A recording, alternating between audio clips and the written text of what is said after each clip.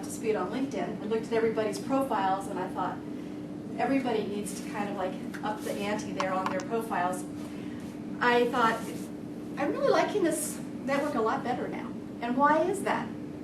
And I think it's because it's kind of a relief to be on a network where it's just professional.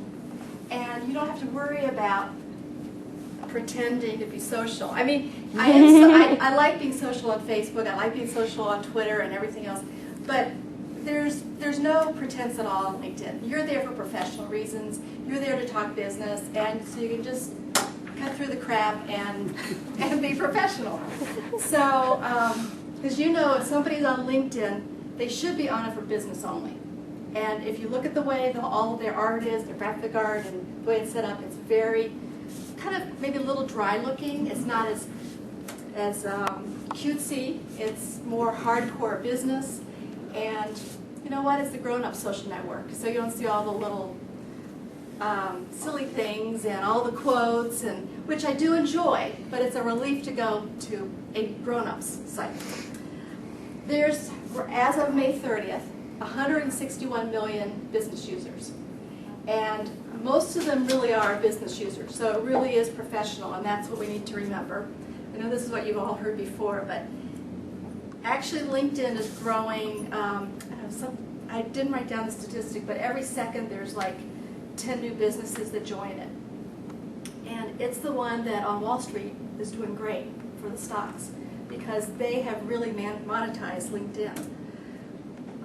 You need to understand what the value is of connecting with professionals. And there's also a little something called Google Juice.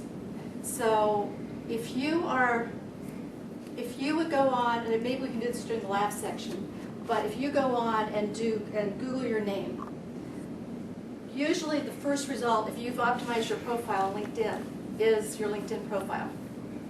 I did it last night, and like the first 3 or 4 results were all my LinkedIn. And I haven't even used LinkedIn as much as I should. I think I have my profile pretty much optimized though. So look yourself later on, look yourself up on Google and see what jumps up. And if you don't have a LinkedIn, go ahead and put in your name with LinkedIn in the search and see if you can get it and see how you look to people when they search you, like when they meet you. Oh, I want to know more about Mike Gray. So they put in Mike Gray, and ideally they would get his LinkedIn profile. Because the really important thing, if you use it for nothing else, is it's an online resume and it's a digital business card.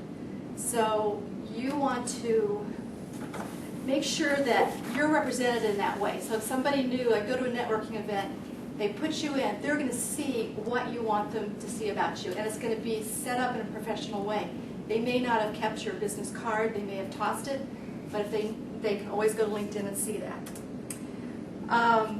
This is probably the best way, once you really get into LinkedIn, it's probably the best way to manage all of your connections together, because you can import all of your contacts from your email lists and to identify and encourage more business opportunities. I'm not really going to talk about that today because that would be a whole, I think that would be a whole session. So we'll talk about, if anybody's interested, we can talk more about that. So the what and the how, the 2 things I'll talk about today are making sure your profile is optimized and how that job feature works. So I printed out for everybody, except Steve, which I forgot, Pam's. I think I have yours printed out, Pam.